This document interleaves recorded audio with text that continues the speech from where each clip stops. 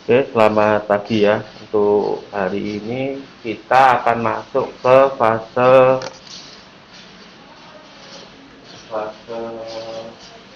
materi and workshop aplikasi supply chain yang bagian kedua ya. Jadi ke bagian kedua itu nanti kita akan coba bagaimana memaksimalkan fitur manufacturing di dalam Odoo ya. Kemudian di bagian pekerjaan yang lain berarti setelah minggu ini Anda sudah bisa mengupdate bisnis blueprint bagian supply chain ya, baik pembelian, persediaan maupun produksi.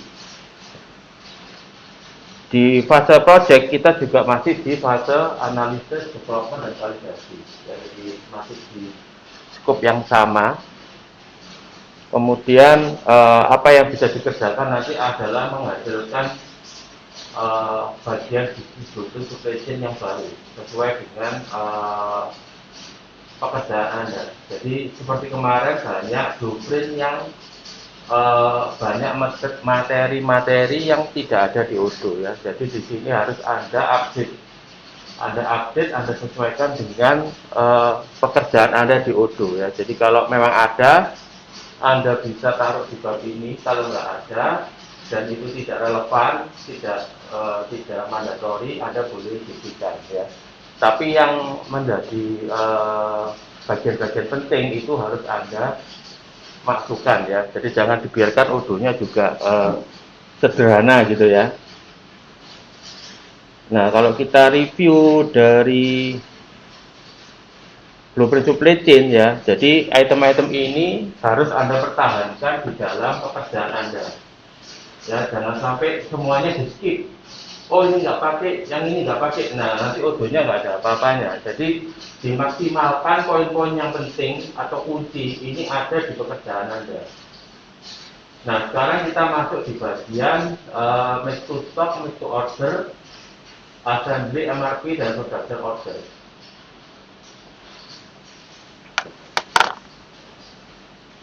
Oke, kita masuk ke materi.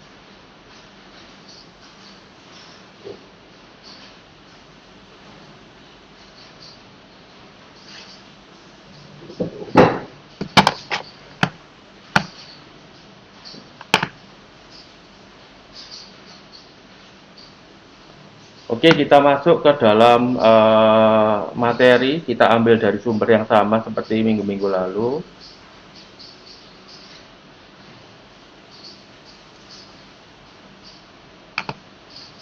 Yaitu kita masuk ke bagian manufacturing. Nah, di Odoo ini dijelaskan bahwa proses manufacturing itu adalah prosedur untuk merubah dari bahan mentah menjadi barang komplit atau item ya, atau bisa kita sebut merubah bahan baku menjadi barang jadi. Ya, dan tentunya pasti setiap organisasi itu pasti ada komponen produksi ya, kecuali perusahaan-perusahaan itu yang tipenya dagang. Ya, kalau dagang itu berarti apa? Hanya membeli, aktivitasnya membeli dan menjual. Kalau namanya produksi berarti selain membeli, menjual ya, ada juga proses produksi. Nah, di Odoo ini kita dihadapkan dengan fitur-fitur produksi yang simple ya, yang bisa dimanfaatkan untuk produksi yang perusahaannya mungkin tidak terlalu besar ya, tidak terlalu rumit. Nah, kita lihat apa aja yang masuk dalam cakupan manufacturing ya. Di sini di Odoo kita bisa mengadakan proses produksi. Ya, kemudian sebelum masuk produksi kita bisa memanage yang namanya bill of material. Ya. Bill of material ini sederhananya seperti yang saya pernah jelaskan sebelumnya, ini adalah seperti resep. Resep untuk membuat suatu barang itu mesti ada ingredientnya atau ada komponen-komponennya ya. Nah, komponen itu bisa komponen berupa bahan baku ataupun berupa proses ya. Jadi seperti kita tahu produksi itu tidak sederhana seperti industri merakit komputer ya. Kalau merakit komputer ada bahan baku, dengan effort yang nggak begitu, prosesnya nggak begitu panjang, kita bisa membentuk satu unit komputer. Nah, banyak industri yang tidak sesederhana itu, ya, di mana antara proses untuk membuat suatu barang jadi itu melibatkan banyak proses. Ada, anggap aja ada proses A, B, C, D, dan E gitu ya, ada 5 proses. Nah, 5 proses itu harus di-capture ke dalam produksi. Kenapa? Di situ ada komponen yang namanya, paling jelas adalah ada komponen biaya pekerja. Ya. Kalau semua mesin itu sudah menggunakan basis robot atau menggunakan basis mesin, tentunya komponen biaya pekerja itu semakin berkurang, ya. Jadi di sini proses itu nanti akan selalu yang membutuhkan biaya, ya, selain biaya bahan baku. Ya, kemudian juga ada perencanaan untuk order produksi, kemudian kita juga bisa mengetrack work order, ya. Apa nih work order? Jadi di dalam Odoo, bagian-bagian proses yang tadi saya sebut A, B, C, D, E itu ya, masing-masing proses itu di Odoo disebut sebagai work order. Ya, jadi ada perintah kerja untuk melakukan suatu proses terhadap suatu produksi, ya. Jadi gampangnya mungkin saya akan gambarkan di layar papan, ya. Jadi skemanya seperti ini.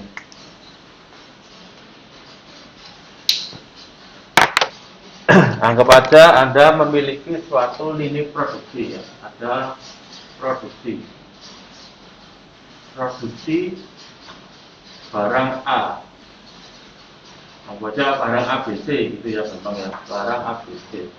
Nah, barang produksi ABC ini kita harus memiliki, mendistribusikan menjadi yang namanya bill of material. Ya, harus punya BOM. Kalau nggak punya BOM, berarti kita nggak tahu mau produksi itu harus berbuat apa. BOM banyak terminologi yang dipakai setiap ERP itu berbeda-beda, ya. Kalau di Odoo, BOM itu juga meliputi proses, ya. Jadi ada dibagi dua.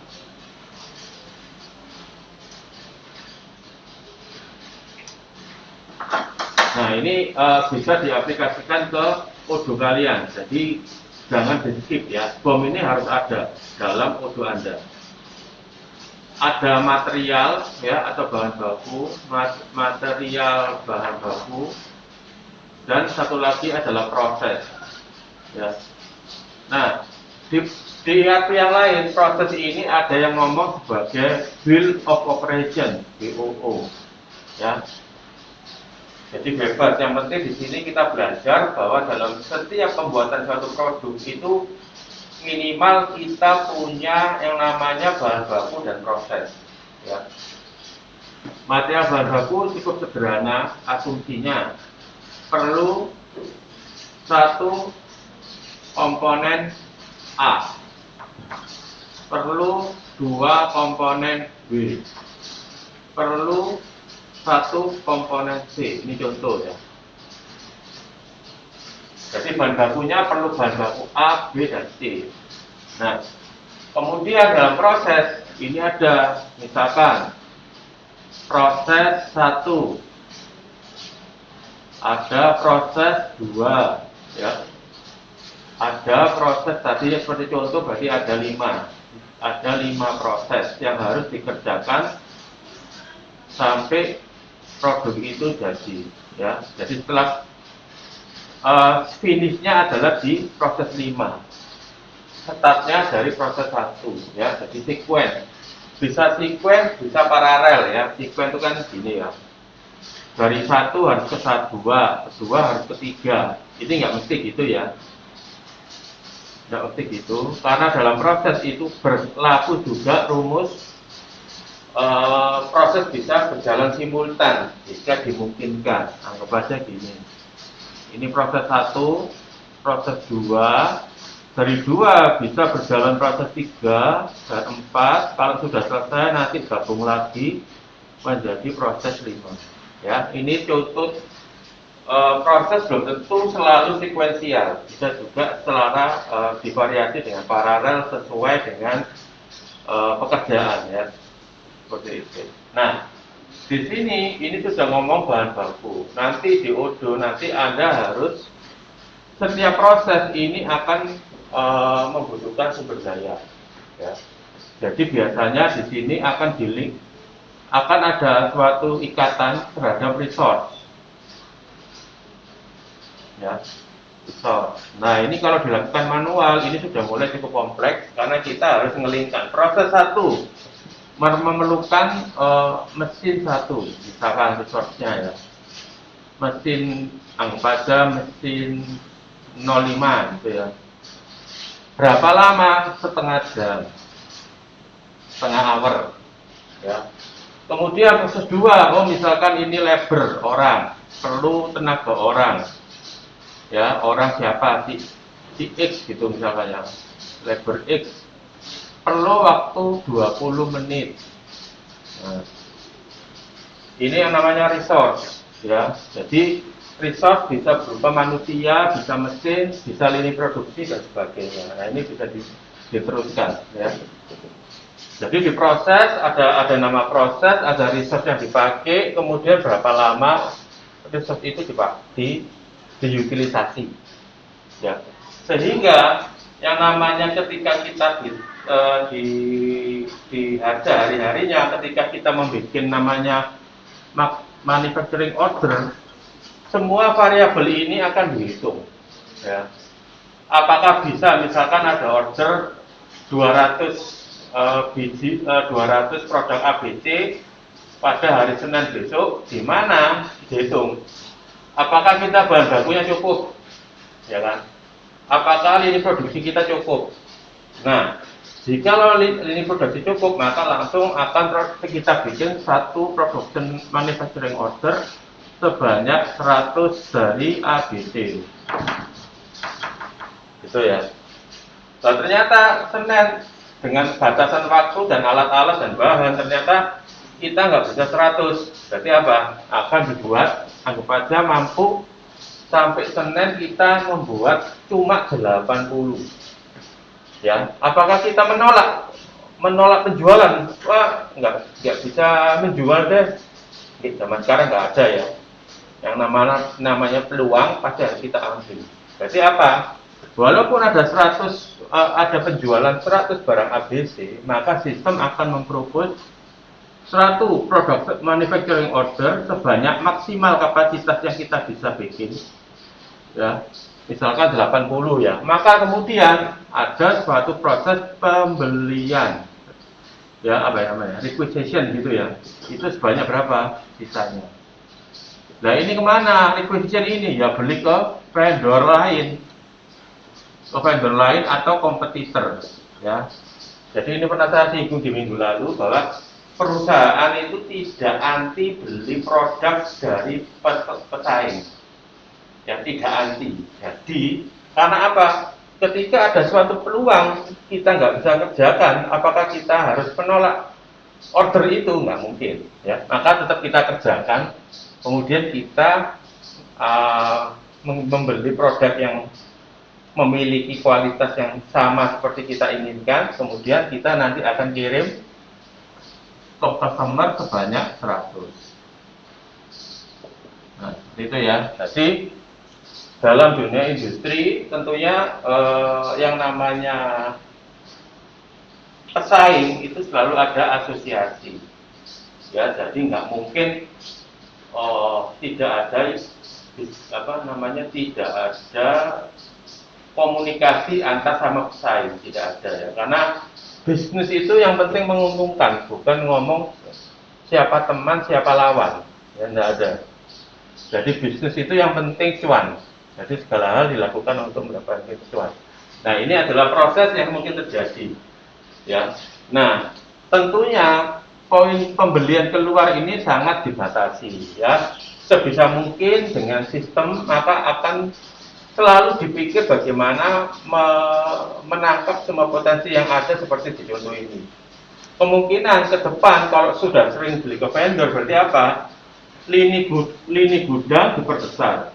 gudang diperbesar supaya bisa maintain lebih banyak stok bahan baku ya.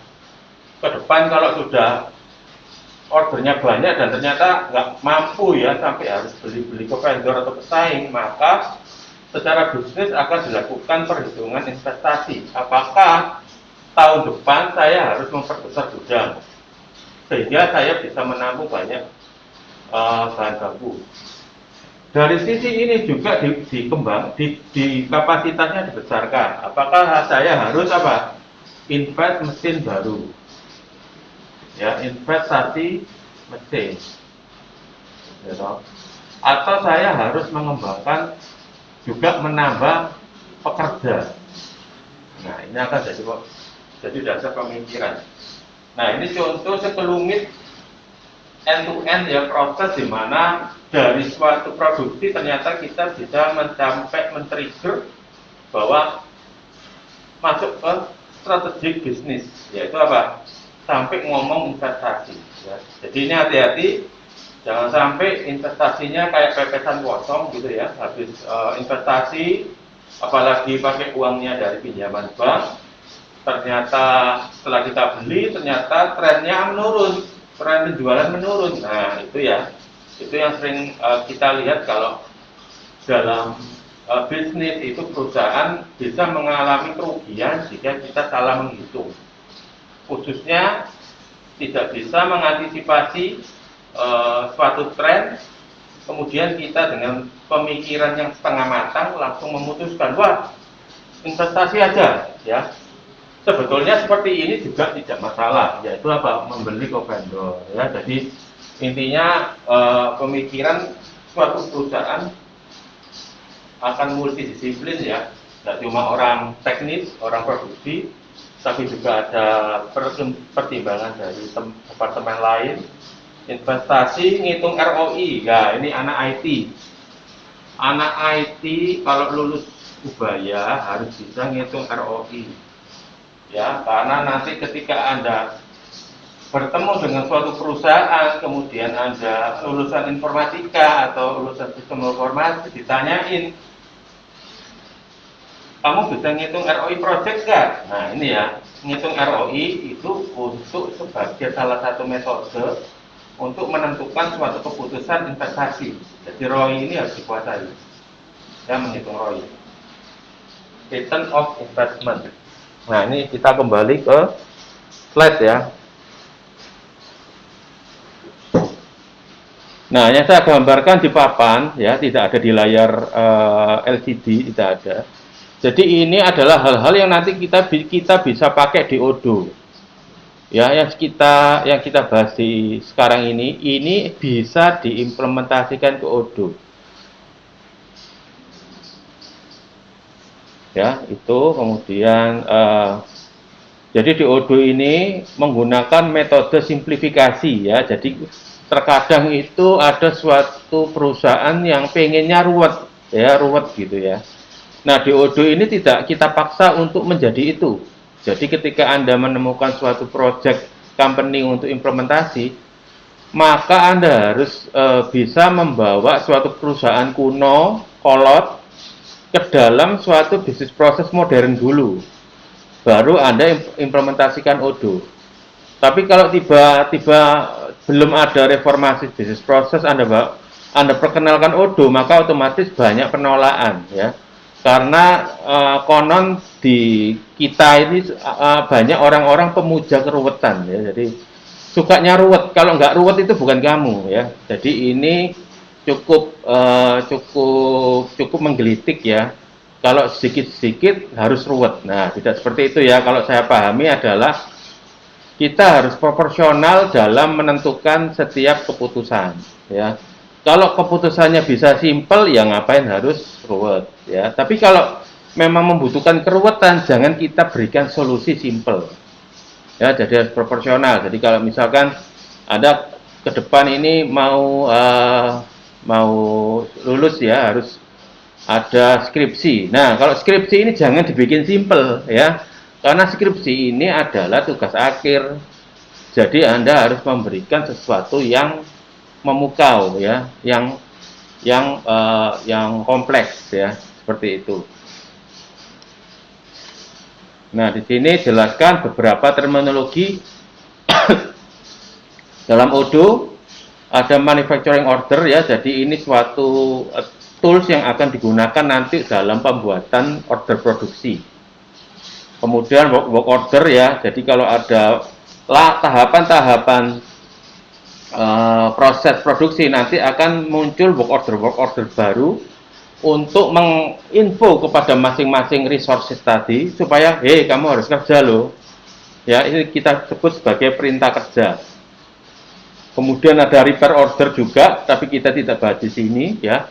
Repair order ini disampaikan bahwa kalau ada aspek perbaikan ya, kaitannya apa? Misalkan produk Anda itu perlu diservis.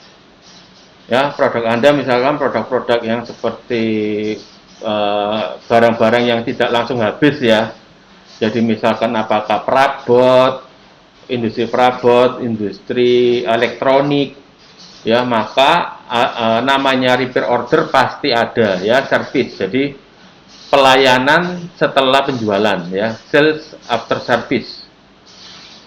Kemudian juga ada planning ya, planning manufacturing. Jadi kita sistem bisa men-trigger suatu order produksi berdasarkan parameter tertentu. Ya, misalkan apa? Misalkan safety stock dari barang jadi itu tercapai ya, minimumnya sudah tercapai, maka secara otomatis sistem akan menghitung ketersediaan resource. Kalau mampu maka dia langsung membuatkan order produksi, kalau nggak mampu dia akan mengenerate yang namanya permintaan barang ya, tapi di sini barangnya adalah barang jadi, bukan bahan baku ya. Kalau bahan baku aslinya pastinya kita harus beli terus, metodenya sama ya, nggak berubah-berubah. Tapi kalau barang jadi, bisa jadi dia produksi ya, prioritas pertama produksi, tapi kalau nggak mampu maka opsi kedua adalah membeli barang jadi ke vendor. Kemudian ini ya, ada juga manage bill of material ya, ini ya, ada work center capacity. Jadi resource yang saya tulis di papan di Odoo ini namanya work center ya. Jadi di sini ada work center mesin 1 ya, misalkan gitu ya, atau work center mixing oleh orang gitu ya, nomor 2 dan sebagainya. Nah, di Odoo juga bisa create multi level BOM of material ya. Jadi saya gambarkan supaya nggak bingung. Di sini kita belajar BOM 1 antara parent. Ini kita ngomong parent. Ini parent, ini child ya. Ini child ya, anaknya. Jadi antara BOM itu antara ayah dan anak ya. Ayahnya ini, anak-anaknya ini komponennya. Nah, di Odoo itu kalau di tengah ini ternyata ada yang barang jadi, kita bisa juga bikin BOM ya. Jadi kita ambil contoh di sini. Misalkan produk ABC ya. BOM pertama yaitu dia butuh produk komponen bahan baku B, A, B, dan C ya. Ternyata si B ini adalah kita bisa produksi, berarti kita bikin suatu BOM lagi, yaitu terdiri dari komponen B1, B2, dan B3 ya, dan seterusnya ya, namanya multi level. Jadi ketika kita ada suatu kebutuhan terhadap produk ABC ya, maka sistem tidak hanya menciptakan perintah produksi untuk ABC, tapi juga membuat scheduling untuk yang produk B sebanyak yang dibutuhkan komponennya. Misalkan ini 1 ya, 1A perlu 1 komponen A, 2 komponen B, 1 komponen C ya. Ini yang kebaca 1 ya, betul 1 ya.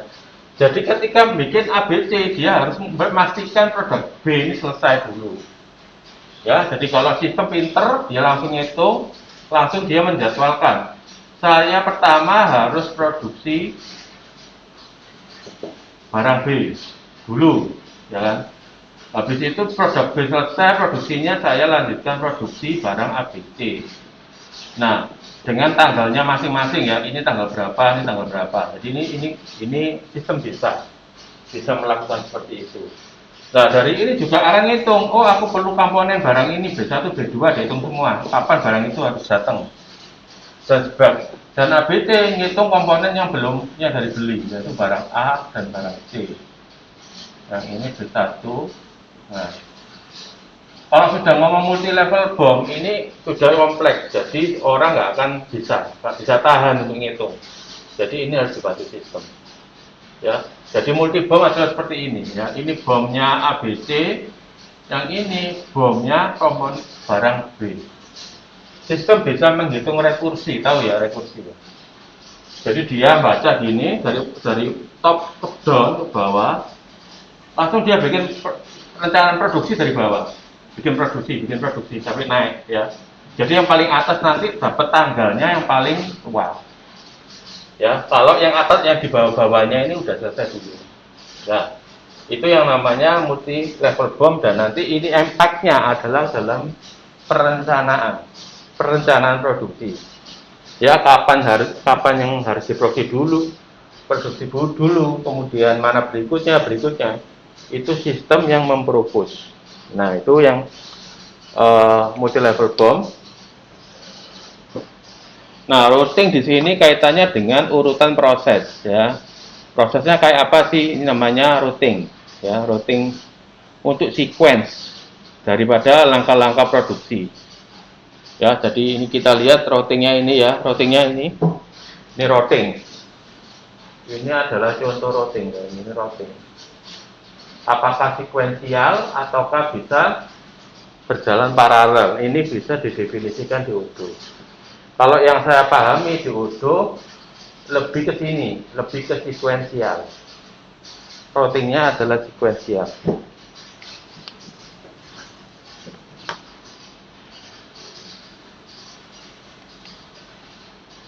Kemudian ada preventive maintenance, ya kita nggak bahas. Jadi gambarannya adalah biasanya di bagian modul produksi selalu ada kaitan dengan maintenance, ya. Karena apa? Di produksi itu kita ngomong mesin, dan mesin bisa rusak dan harus dipelihara. Nah, untuk memelihara maka selalu ada fungsi preventive maintenance, ya. Suatu proses perawatan, ya contohnya mesin itu secara preventif biasanya dilakukan setiap beberapa periode. Tujuannya untuk apa? Supaya tidak rusak, ya namanya preventif. Nah, tapi kalau terjadi sampai kebablasan dan rusak, itu disebut sebagai corrective maintenance, yaitu apa? Perintah perbaikan ketika terjadinya suatu kerusakan sudah terjadi, ya. Jadi yang paling reguler untuk dilakukan adalah level preventive maintenance, ya. Sedangkan korektif ini biasanya di-trigger dari misalkan ada kerusakan dari suatu komponen, atau misal dari hasil pemeriksaan output produksinya udah lemah, ya ada lemah nggak kayak biasanya, makanya itu ada namanya perintah untuk melakukan korektif, harus dikorektif ini apa supaya kembali ke performance sebelumnya, ya. Kemudian kalender tentunya dalam produksi, ya, dan setiap sistem enterprise ERP itu harus mempertimbangkan kalender, ya, karena kalender adalah komponen dari planning.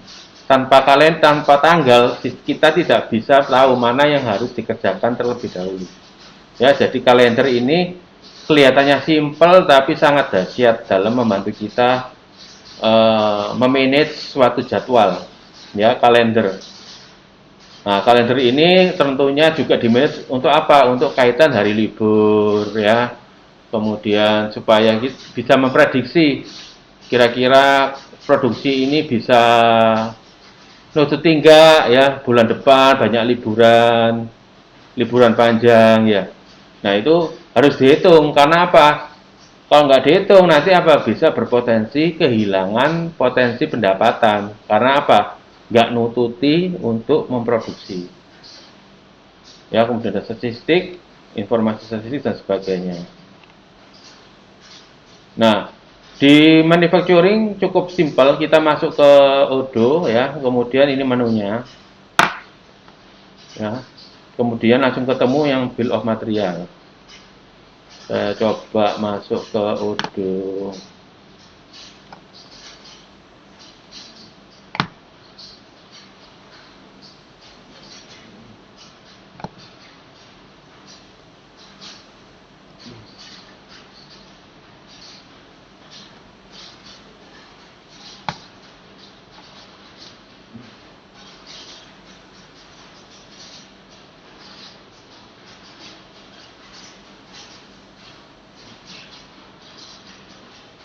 Kita kembali ke materi. Di sini ada menu seperti ini.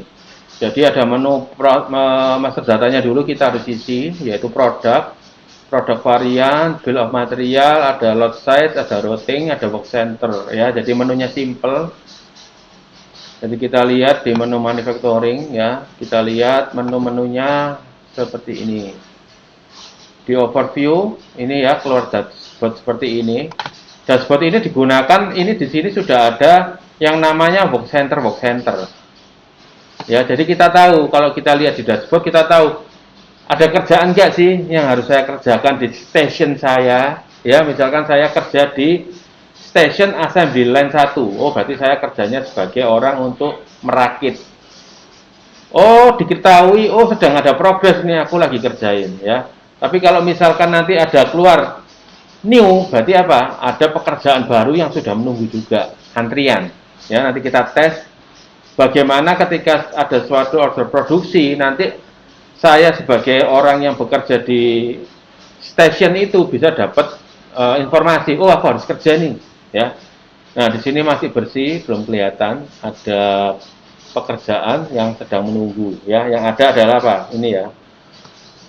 Departemen ini lagi ngerakit nih, in progress, tapi belum diselesaikan ya. Tidak tahu ngantuk ataukah ini memang nggak mengkonfirmasi ya. Nanti kita lihat ke sini ya. Nah, ini kan ada, ini adalah tampilan di layar workstation dari pekerja. Ya, jadi di pekerja ketika dapat suatu perintah kerja itu nanti bisa dilengkapi dengan gambar instruksi pekerjaan. Ya, kita bisa berikan instruksi pekerjaan. Nah, ini cukup bagus ya. Jadi kalau kita bayangkan ini, kalau Anda paling sering kan ke ini ya, ketika Anda lunch gitu ya, itu kan Anda misalkan ke makanan restoran cepat saji ya. Di situ kan banyak monitor ya. Nah, jadi komunikasinya sudah tidak pakai suara, cukup melihat monitor pekerjaan. Jadi di sini nanti bisa ditampilkan di monitor pekerja, itu ada pekerjaan apa-apa yang baru di stasiunnya, dan kalau kita klik kita bisa tahu, kita bisa kita tambahkan instruksi pekerjaannya, ya. Nah, di sini nanti kita coba langsung aja. Tapi jadi tampilan pekerjaan stasiun pekerja itu kayak gini.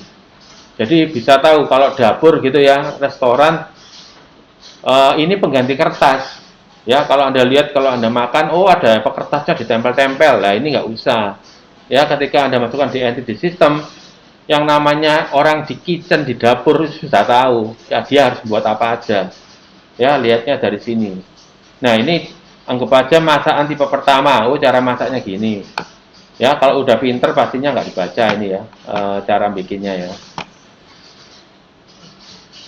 Nah, di sini dia bisa tahu, ini anggap aja saya ini pekerja di station ini ya, assembly. Ya, ini kelihatan foto saya di sini ya. Anggap saja saya pekerja di sini. Nah, nanti kita lihat interaksinya.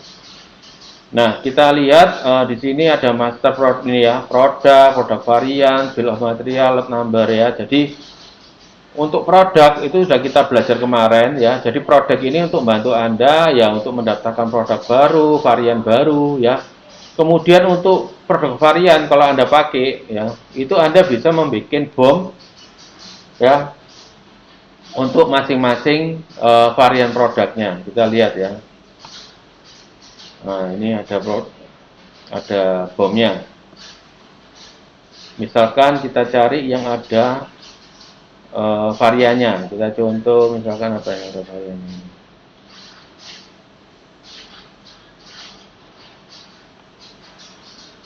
Ini ya, customizable dash ya. Ada 5 varian ya. Variannya ini sesuai dengan variasi produknya. Kita cek BOM-nya apakah dibuat berdasarkan masing-masing varian.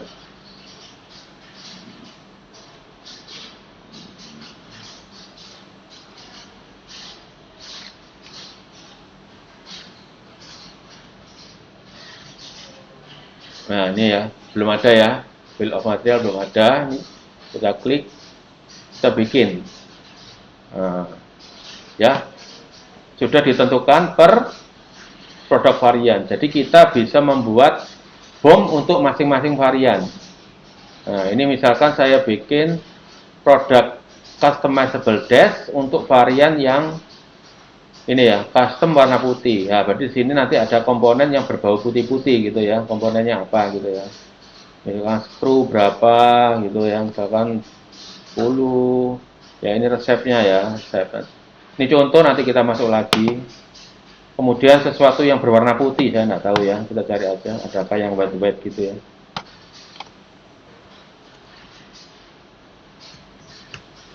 Nah, ini ya, ternyata kopi, ya udahlah. Buat sebagai contoh ya. Sebagai contoh, kalau mejanya varian putih, kita kasih white coffee creamer ya. Ini ngawur tapi ya supaya bisa membedakan ya. Kita simpan, misalkan seperti itu. Kita bikin lagi customer dash tapi warna lain, black ya, kita masukkan. Misalkan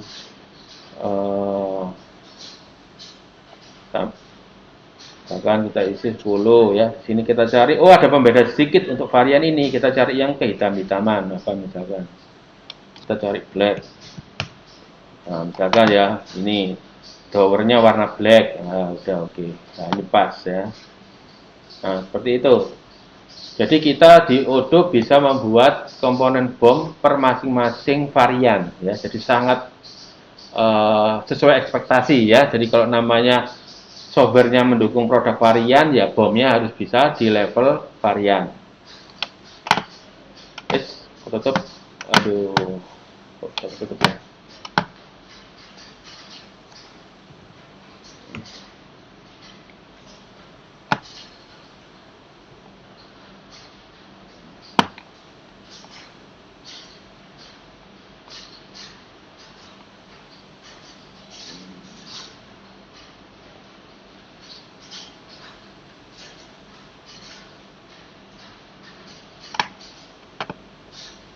Nah, itu produk varian. Jadi kalau kita lihat di customer dash yang white ini ya, ini kan white ya.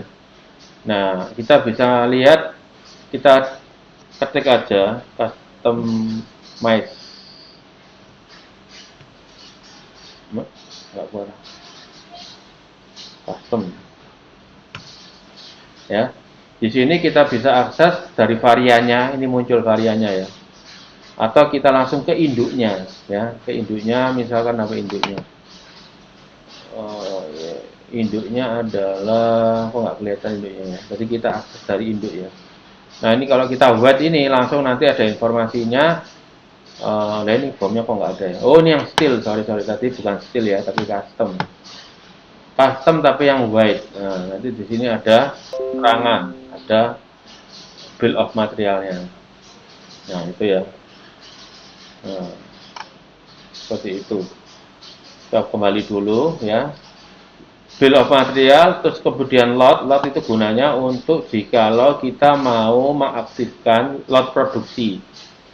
Jadi saya sampaikan kemarin kan, kalau untuk material kita bisa tracking berdasarkan level globalan, yaitu misalkan pakai batch, atau misalkan kita mau maintain lebih dalam berdasarkan serial number ya. Serial number itu adalah per unit barang kita harus tentukan serial number. Tapi kalau lot itu lebih global, misalkan dalam per lot ya, 500 barang kita gunakan suatu nomor identitas ya. Ini biasanya digunakan untuk nomor batch produksi. Jadi kalau Anda lihat sekarang punya barang apa, Anda cek ya di barang Anda yang Anda bawa. biasanya makanan itu selalu ada informasi nomor batch.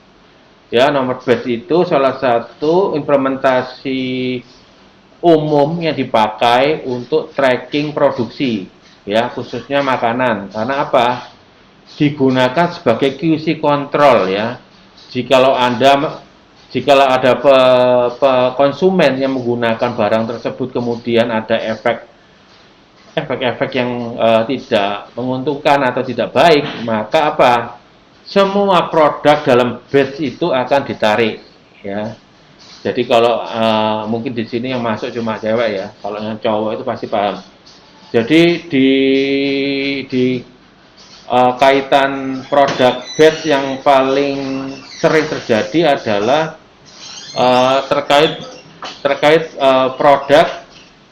terkait produk ini ya, apa namanya, yang di mobil itu yang ketika meledak terus kemudian keluar kayak balon itu ya, apa sih namanya, kok lupa sendiri. Kenapa? Ya, airbag, ya betul, terima kasih. Airbag itu merek suatu brand, itu ketahuinya itu ketika sudah belasan tahun. Kalau ternyata apa, airbag itu yang desain itu ternyata berpotensi mencelakakan orang, ya. Jadi kita tahu airbag itu kan fungsinya untuk melindungi orang, tapi pada kenyataannya airbag itu setelah ditelusuri dan jumlah korbannya, maka dipastikan itu berbahaya, ya, sehingga apa, terjadi recall besar-besaran, ya, baik mobil Honda dan Toyota itu recall semua untuk airbag dengan tipe itu dari range tahun 2000 berapa sampai 2018 itu harus masuk ke servis untuk diganti, ya, karena airbagnya itu berpotensi bukan menyelamatkan tapi malah membunuh, ya, seperti itu. Nah, itulah gunanya salah satu dari nomor batch. Nah, di sini kita juga bisa dimanfaatkan di Odoo, ya. Tapi ini harus ada settingan, yaitu misalkan ini ya, kita ambil contoh misalkan si ini ya, contoh drawer black ini ya. Drawer black ini ternyata di sini dia ada nomor seri, sesuatu saya nomor seri, saya nggak tahu ini lot atau serial number. Kita cek dulu ya. Kita cek dulu barang ini di maintain secara apa. Kita masuk ke master product, kemudian kita masuk ke inventory, kita cek trackingnya apa ini. Nah, ini ya, by lot. Nah, di sini kita pahami bahwa nomor ini akan di-maintain dengan barang ini akan di-maintain dengan lot. Jadi ketika drawer black ini kita gunakan sebagai informasi produksi atau penjualan, maka setiap kita inputkan suatu transaksi maka selalu minta nomor lot, ya. Di sini contohnya adalah sudah ada nomor lot untuk si drawer black, yaitu 00 ini ya, 1001 ya. Nah, ini berarti kita lihat yang lain. Nah, ini ada nomor lot-lotnya semua. Nah, itu penggunaannya ya. Tapi di sini ada ada suatu efek samping kalau kita mengaktifkan lot. Yaitu tadi, kita setiap menginputkan quantity juga harus menginputkan suatu informasi lot. Ya, kita contoh nanti kita ambil salah satu. Kita ambil contoh transaksi untuk ini ya, drawer ini ya. Ini kan ada nomornya ini. Kita cek drawer. Kita masuk ke inventory dulu, kita lihat nih, drawer itu transaksinya apa aja sih. Ya, kita cek dari sini, kita buka semua, kita inputkan drawer. Oh, nggak bisa ya, harus nomor ya. Berarti kita filter berdasarkan produk. Ya, contain drawer. Bisa enggak ya drawer ya, atau harus kode ya.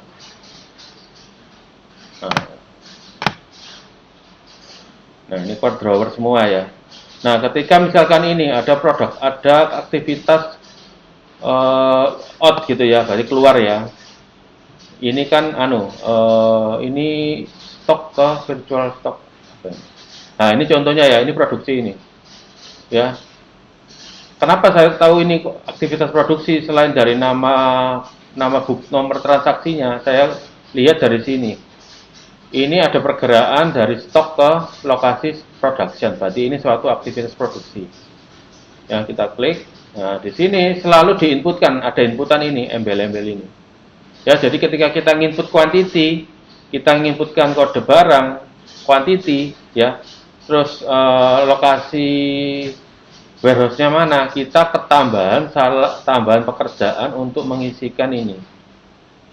Nah, inilah efek samping kalau kita menambahkan lot, ya. Jadi kemarin saya sudah sempat bilang, hati-hati dalam menentukan harus pakai lot atau serial number, ya, karena ini berdampak terhadap inputan, ya.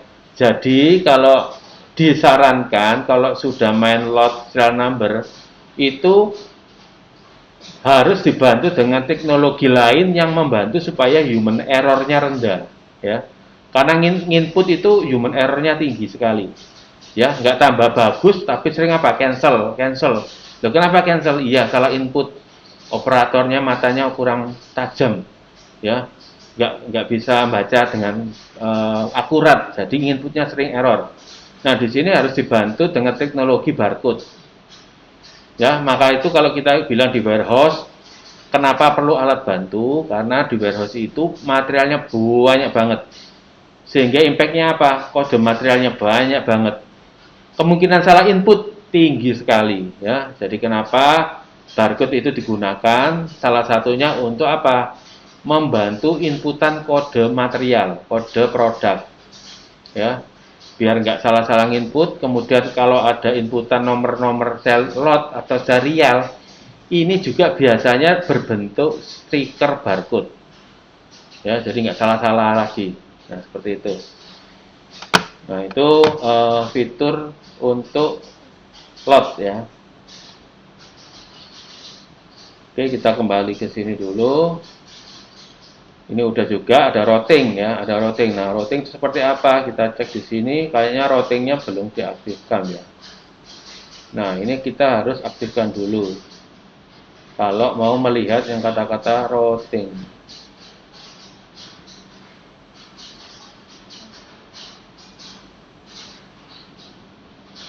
Nah, diodo ini kan berkembang terus, ya. Bisa jadi sudah aktif tapi kita nggak tahu tempatnya di mana, ya. Nah, ya, ini ya, ada multi-step, tapi bukan ini yang saya maksud, ya. Nah, biasanya diodo yang terbaru bisa jadi itu sudah di cover di BOM, Bill of Material. Jadi di situ langsung ada routingnya. Kita cek, ya. Jadi setiap versi Odoo itu ada pengembangan yang di versi lain sudah nggak ada, ya. Ya, ini ya contohnya, ya. Nah, ini routing, ya. Routing berarti apa? Dari assembly harus ke drill, ada assembly ini bisa kita kalau nggak salah bisa di drop ini. Aduh. Nah, ini routingnya, ya. Jadi di sini kita bisa di operation ini kita bisa, kemarin sih bisa ini, ya, step-nya, ya. Ini ada step yang kita bisa mainkan. Ini, ya. Nah, ini kalau kemarin ini kita bisa ini, ya, kita geser. Ya, ini, ya. Ini ada panah, ini bisa kita geser-geser. Nah, ya. Jadi kita bisa mengubah routing secara sederhananya seperti itu, ya. Di sini saya sampaikan rata-rata ini sekuensial, ya, tidak prosesnya tidak paralel, ya, sekuensial. Jadi setelah ini gitu, ya. Setelah, ya, jadi urut di mana ini ada durasinya, ya. Ini kita spill sedikit model operationnya. Nah, itu routing, ya. Box center, wah, box center ada nggak box center? Nah, ini box center, coba kita lihat. Ini, ya, ini ada, ya, box center, ya. Nah, ini box center. Nah, di sini nanti kita temukan suatu cara untuk memasukkan box center, ya. Box center tadi sudah digambar, sudah ada di papan. Jadi itu mewakili stasiun-stasiun kerja. Ya, di sini contohnya tadi stasiun kerjanya ada 5, berarti work centernya ada 5, seperti itu. Nah, ini isi work centernya mungkin nggak di sini ya. Oh, ini ada nih work center. Nah, ini ya. Ini adalah box center yang ada di dalam sistem. Nah, ini tidak perlu terurut karena ini bukan BOM ya, tapi ini adalah master box center. Nanti kita lihat sesuai dengan materi ya, untuk detail-detail dalam apa sih box center ini, isinya apa. Nah, ini ya, ini sama tadi sudah saya coba bikinkan ya. Jadi di sini kita bisa bikin bill of material, apakah kita manufacturing atau kita kit ya. Kit itu rakitan. Kita lihat yang model baru, apakah masih sama. Di bill of material, kalau kita create, tadi kita sudah sempat create satu. Nah, sama ya, mau kit atau manufacturing ya. Nah, ini.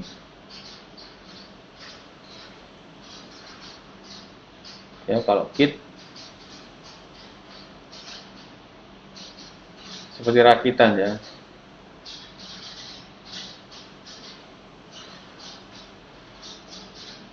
Nah, jadi kita bisa dicoba apakah bedanya. Nah ya, di sini ada informasi.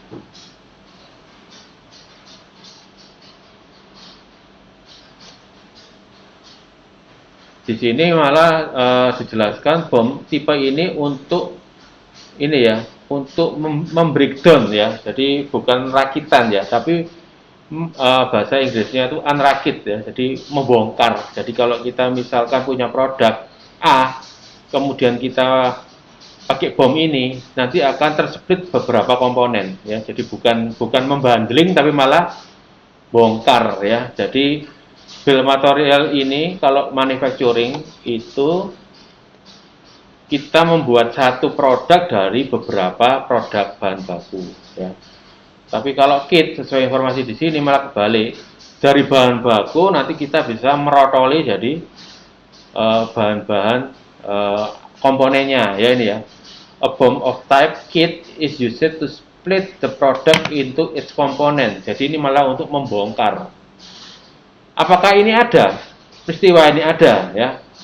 Kenapa ada menunya? Pastinya ada transaksinya. Jadi di dunia nyata ini seringkali ya,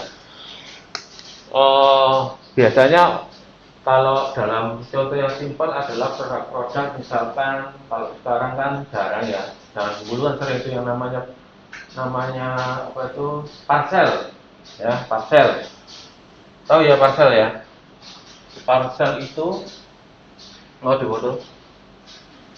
Sudah. Kita mau dicatat? Mau tak aku tulis?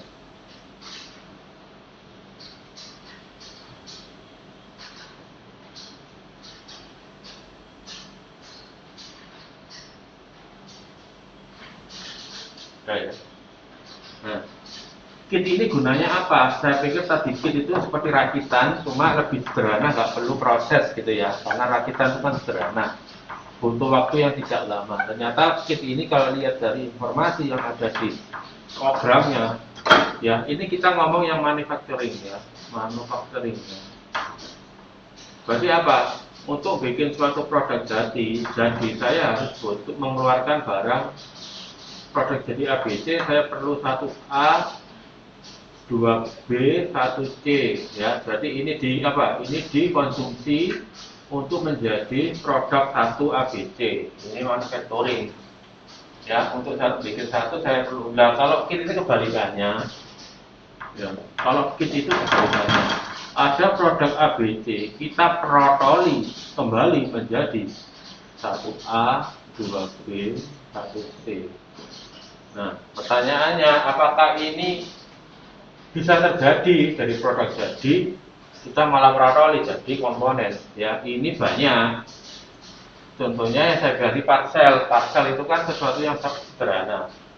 Cuma menggabung beberapa komponen menjadi satu produk parcel. Pada suatu waktu tertentu parcel itu bisa jadi nggak, karena mungkin nggak laku atau model parcel itu tidak laris, maka dia harus diprotoli untuk dibikin parcel model lain. Nah ini ya, maka perlu proses ini, jadi diprotoli. ada aktivitas merotoli, dan juga ada hasil outputnya bahan baku masing-masing, ya. Jadi di reverse. Nah itu kit di dalam Odoo. Aplikasinya banyak ya, banyak. Ya, tapi operasinya mungkin nggak terlalu ini ya, nggak terlalu ruwet dibanding produksi untuk membuat barang jadi. Nah itu. Nah ini ada beberapa opsi ya, ketika kita bikin bom, itu ada beberapa opsi yang kita maksimalkan sesuai kebutuhan kita ya, di misalnya sini ya. Kita buka aja yang sudah ada, misalkan dash combination. Nah ini ada opsi-opsinya ya. Nah ini ada beberapa opsi, bisa mengikuti daripada karakteristik bisnis prosesnya masing-masing ya. Jadi di sini apakah nanti production order ini di start ketika apa? Terkait apa? Kesiapan ini komponen ya. Jadi ada kondisi manufacturing order ini baru bisa di start kalau apa? Barang-barang komponennya ready. Ya, kalau ready nggak bisa di start, nggak bisa dimulai. Nah ini tergantung kebutuhan ya. Nggak ada yang benar, nggak ada yang salah.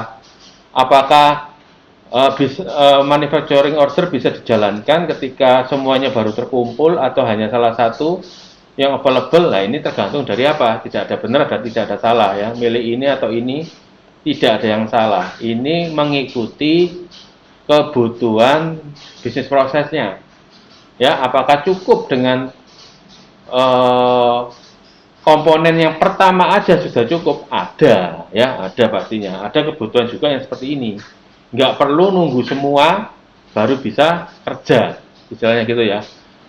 Kalau yang atas ini kita bisa kerja ketika semua komponen tersedia, kuantitinya tersedia. Nah kalau ini diaktifkan, kita nggak usah nunggu. Selama apa? Komponen yang pertama, yang di daftar pertama itu sudah ada, kita bisa langsung kerja. Ya ini tergantung bisnis proses. Saya bilang tidak ada yang benar, tidak ada yang salah. Ya. Nah kemudian ada flexible consumption ya. Jadi flexible consumption nanti Anda bisa baca di ininya. Ya, apakah diizinkan atau diblok ya, atau dibolehkan dengan warning ya. Kita baca flexible consumption ini ya, apakah diizinkan mengkonsumsi barang lebih atau kurang sesuai dengan resep ya. Kenapa? Karena nanti ketika bikin produksi itu kuantiti akan diisi oleh user ya. Di resep itu 1, 2, 1. Tapi kalau opsi ini dimainkan, apakah boleh? Oh ternyata saya pakai komponennya 3 yang B. Nah ini boleh atau enggak? Atau harus strict sesuai resep?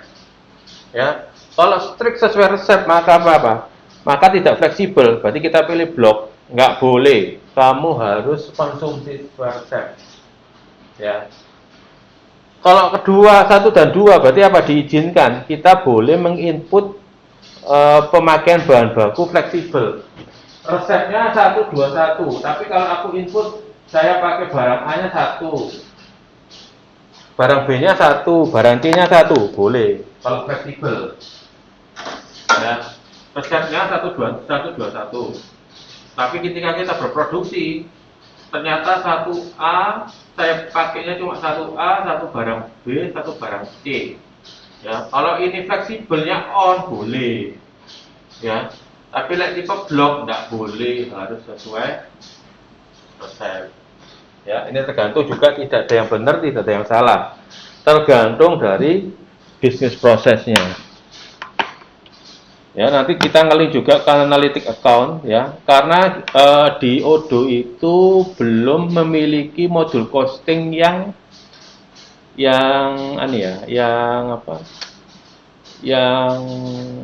mumpuni gitu ya menurut saya ya, untuk bisnis yang besar-besar. Jadi dia menggunakan analytic account.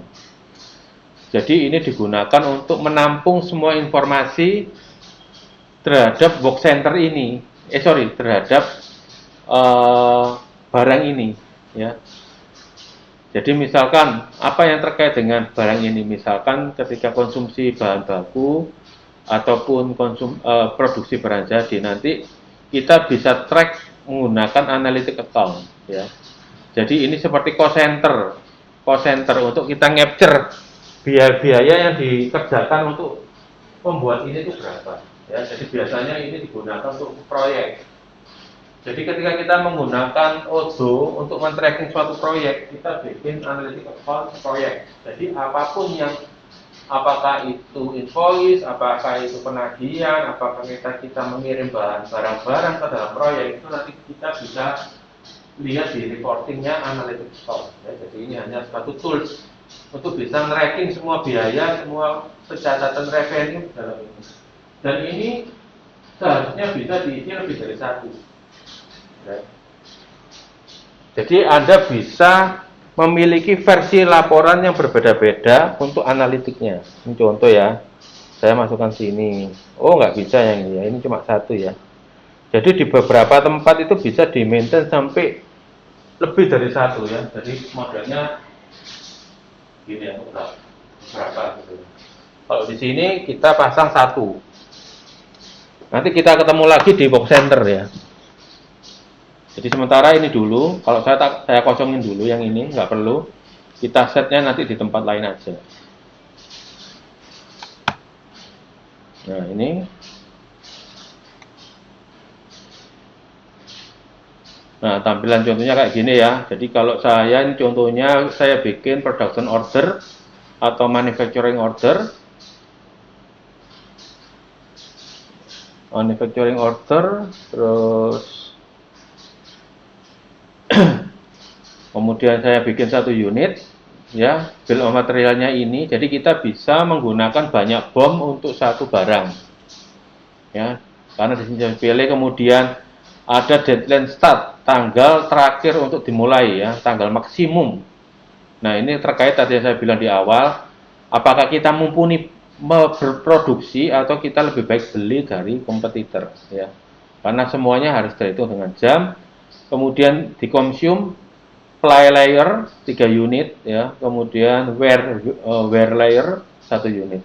Nah, seperti itu. Mengkonsumsi materialnya ini.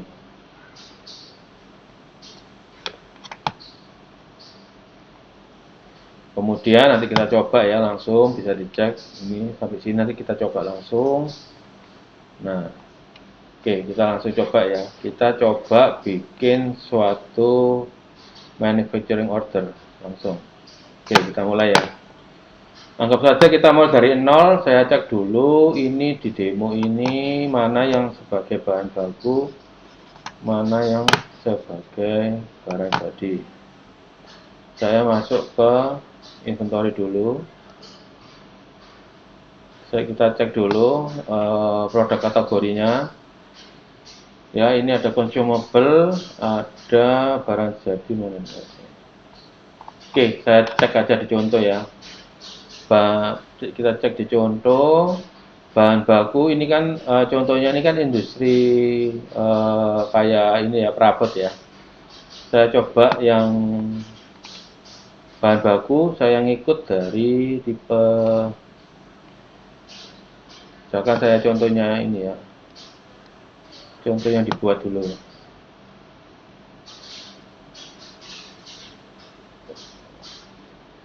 Manufacturing, kemudian saya ke BOM, saya cari yang sudah dibuat oleh Odoo ya, standarnya ya. Ini misalkan membuat table, untuk membuat table perlu table top, table ini the screw ya. Oke, saya cek table screw, kita cek screw ini tipenya apa. Nah ini screw, produk kategorinya ini all consumable. Oh langsung di ini ya, ini langsung dibiayakan ya, tidak di stok ya ini. Oke, kita bikin ya, kita bikin barang kita. Misalkan kita seperti contoh kita bikin produk ABC, berarti kita perlu barang A ya, A ini dibeli ya, barang ini dibeli, kita sebagai stok. ya. Terus kita ya satuannya sama, kita anggap costnya adalah, anggap aja ini kita hapus dulu biar nggak bingungi. Produk A ini harganya anggap aja 2000, ya kita anggap 2000, ya kan, 2000 kita save. Kemudian kita bikin lagi untuk produk B. Dasar. Kita duplicate untuk produk B. Ya, kita save. Kita kasih harganya misalkan 1000.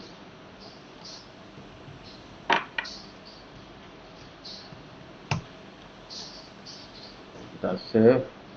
Sekarang kita cek ke produk ketiga. Kita bikin produk C. Harganya 3000.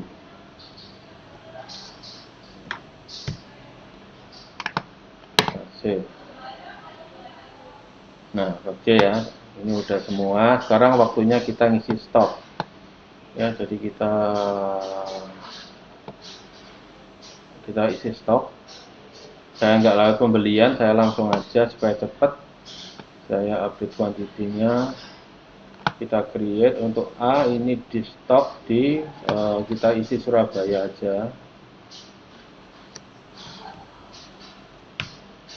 Misalkan ke A1 kita isi yang banyak langsung 1000, ya. Kemudian cukup, kita apply, ya. Ini untuk ngisi stok ya. Jadi kalau singkatnya tanpa pembelian seperti ini. Nah, ini kita langsung punya 1000 unit A, ya. Masing-masingnya 2000. Kemudian kita isi produk B. Kita isi misalkan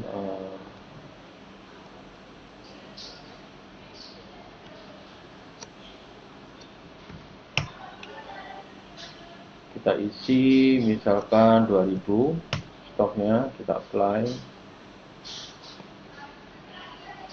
ya, kita apply, kita kembali ke produk C, ya sudah ada 2000 di on hand.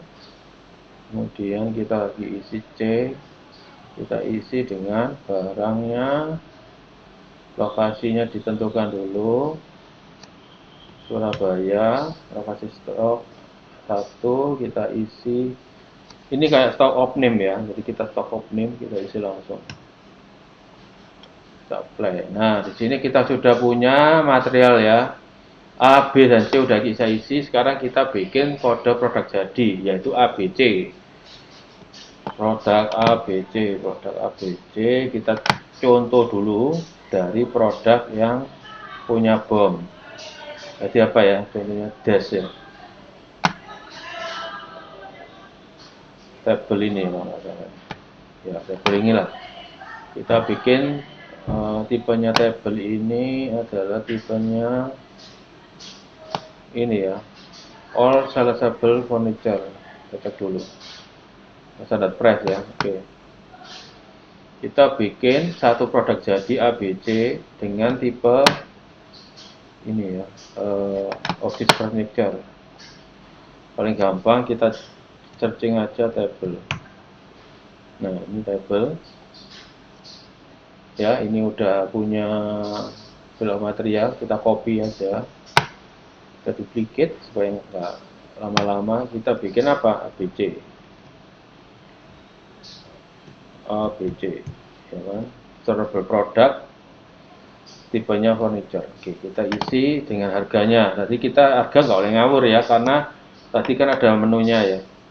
Nggak salah tadi ini harganya 2000, ini 1000, ini 3000. Jadi totalnya berapa? 2000, 2000, 7000 ya. Berarti produk ABC ini kalau kita lihat dari komponen barangnya aja itu 7000. Kita genepkan 10.000 untuk apa? Komponen ini ya, tenaga kerja macam-macam yang belum kita hitung. Kita set 10.000. ya, kita set 10.000. Bahan bakunya 7.000 ya, tadi kita hitung, kita save. Nah, ini kita nggak usah isi barang ya, karena kita mau produksi. Kita tinggal bikin bomnya. Bentar, gambarnya ini agak menipu, saya ganti dulu gambarnya.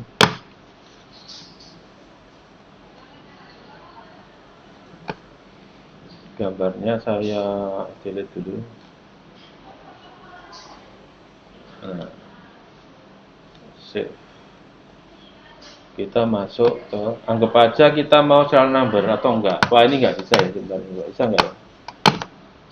Biar kita langsung merasakan magnitude penggunaan nomor batch.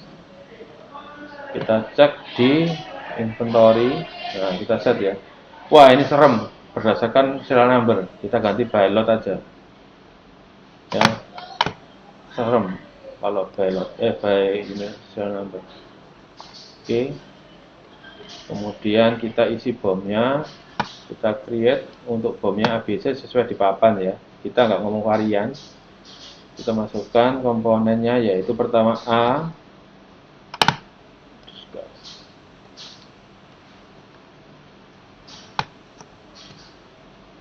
Waduh, mana nih ya?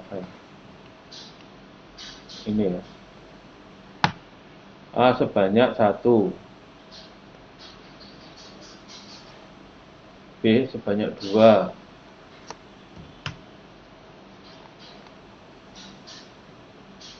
B sebanyak 2.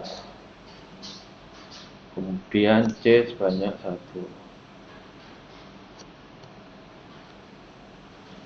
Sorry.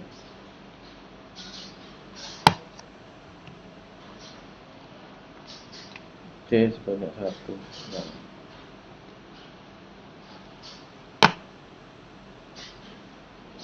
Itu kita simpan. Nah, di sini kita belajar dulu bom tanpa proses, jadi hanya komponen. Ya. Nah, berikutnya bom sudah selesai, kita bisa langsung membuat produksi.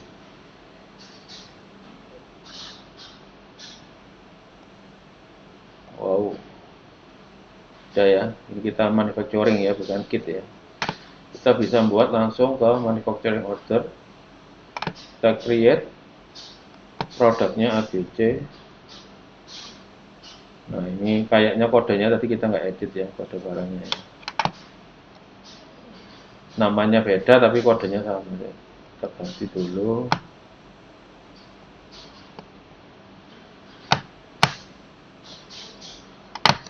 ABC. Nah. Ya, quantity 1 langsung bomnya keluar, ABC ngambil dari mana, Malang stok. Ini yang kita harus betulkan ya.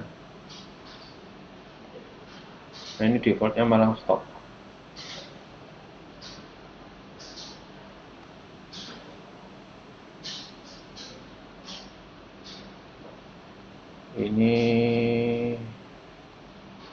Ini ada pemasangan nilai default ya.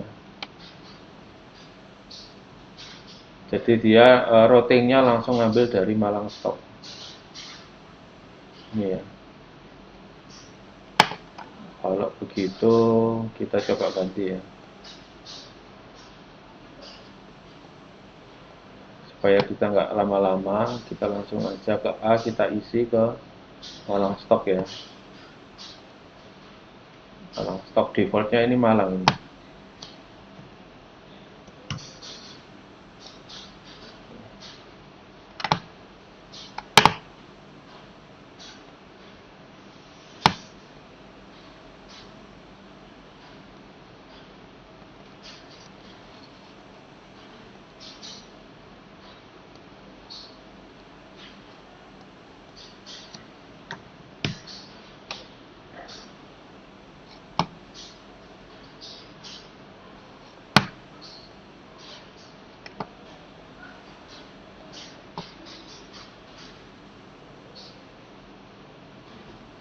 Nah, ini ada rutenya ya. Rutenya nanti kita cek rute yang dari ABC. Sementara kita ikuti dulu yang Malang, karena defaultnya ada trigger ke Malang. Nanti kita cek kenapa defaultnya ke Malang gitu ya. Itu yang dinamakan routing. Oh, sorry, oke. Udah ya. Loh, 0.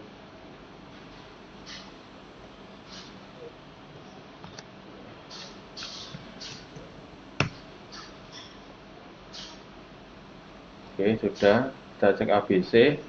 Kenapa kok produksi selalu masuk ke ini ya, ke Malang ya?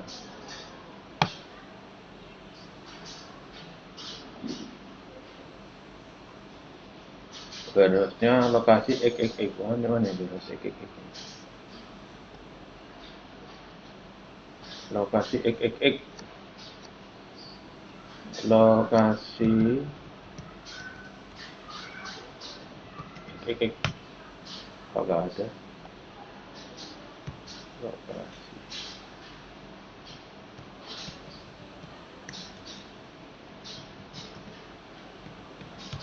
Nggak ada juga.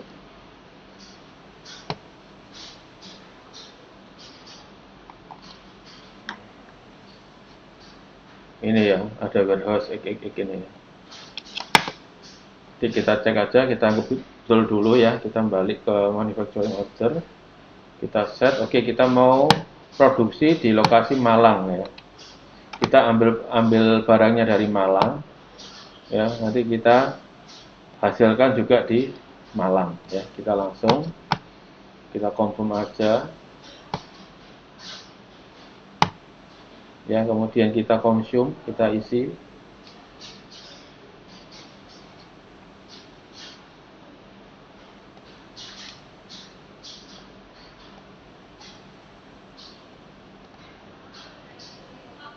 Ya, ini bisa diedit, jadi makanya itu ada warning tadi ya, apakah mau harus sesuai resep atau bisa fleksibel.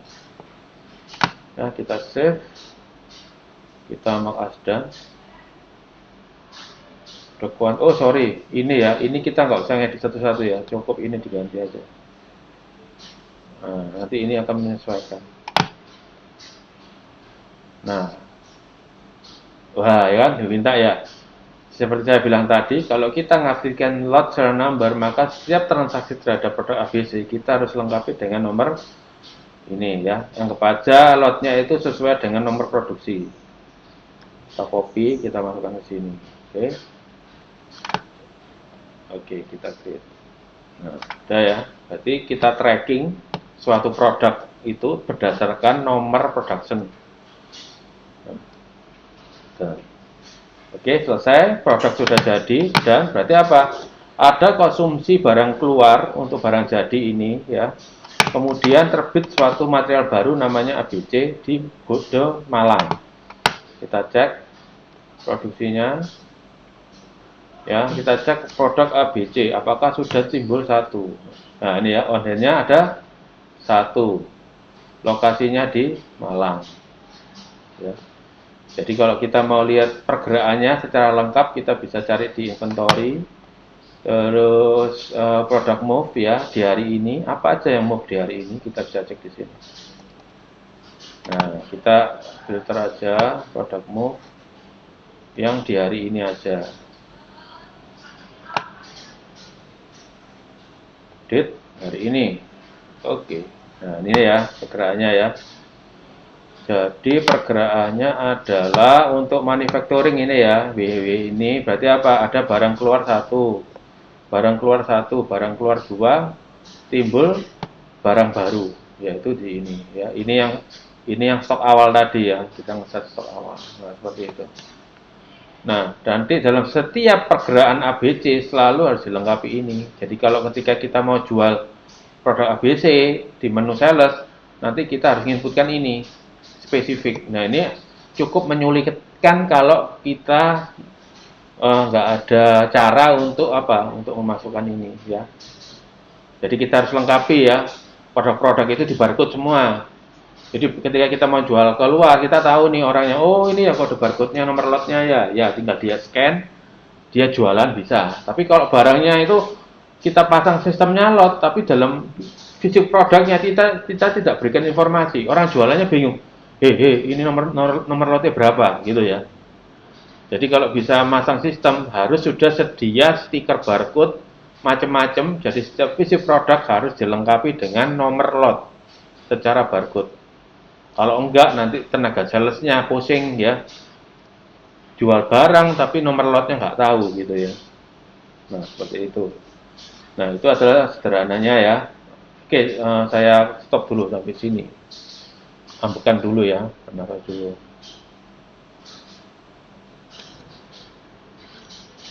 Kita sampai sini adalah baru sudah ngomong production tanpa proses ya. Kita masih belum ngomong proses. Kita hanya masih ngomong masalah bill of material. Oke, kita mulai, kita lanjut. Setelah kita belajar tentang produksi yang tanpa proses, sekarang kita coba masuk ke produksi yang pakai proses ya. Jadi ekspektasi saya adalah dari tim 1, 2, 3, 4 tidak berhenti hanya sampai yang sekarang ini, produksi tanpa proses ya. Jadi harapan saya produksi yang didemokan kalian nanti adalah sampai ada proses. Ya, jadi bukan cuma bom yang isinya komponen, tapi juga ada komponen proses. Nah, kita lihat di materinya dulu.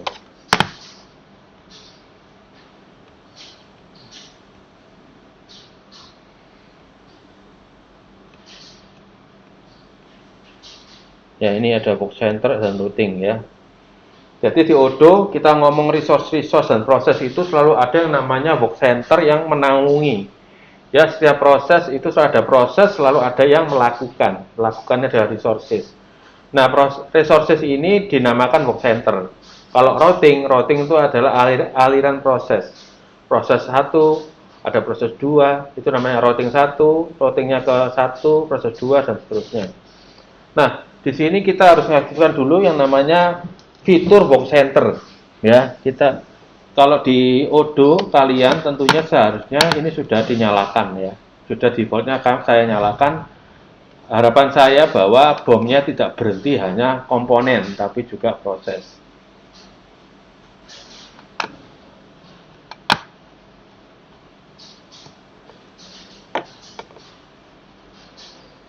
Ya, tampilannya seperti ini. Ini untuk mengaktifkan ya. Di setting kita cari menunya. Kita masuk ke manufacturing, kita configuration. Nah, di sini sudah nyala ya, sehingga keluar. Jadi kita cek di box center, harusnya sudah diaktifkan. Nah, ini sudah ya, box center sudah, box center.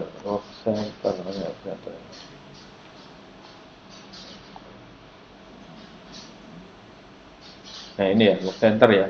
Ketika box order dinyalakan, maka di sini kita bisa memanfaatkan langsung sub fiturnya namanya box order ya. Jadi menunya di sini. Nah, di sini. Oke, ini kita set. Nah, ini munculnya box center nanti itu akan masuk di dashboard seperti yang saya sampaikan tadi. Ya, di dashboard ini akan nanti overview keluar semua box centernya atau station kerjanya. Ya, nanti kita gunakan bahasa Indonesia supaya lebih gampang dipahami. Nah, ini ya. Kemudian kita masuk ke box centernya. Oke, kita masuk ya. Di sini ada informasi, kita langsung aja ke penjelasannya dengan melihat contoh. Nah, kita lihat di configuration box center. Nah, di sini kita lihat ada beberapa station yang sudah ada. Ini ada coba-coba teman-teman kalian atau kalian sendiri. Jadi harusnya sudah mulai ini ya. Saya nggak tahu ini dibuat dari kelompok semester ini atau yang semester lalu. Ya, nggak apa-apa, kita coba dulu ya. Kita anggap aja yang default yaitu assembly line 1. Berarti di sini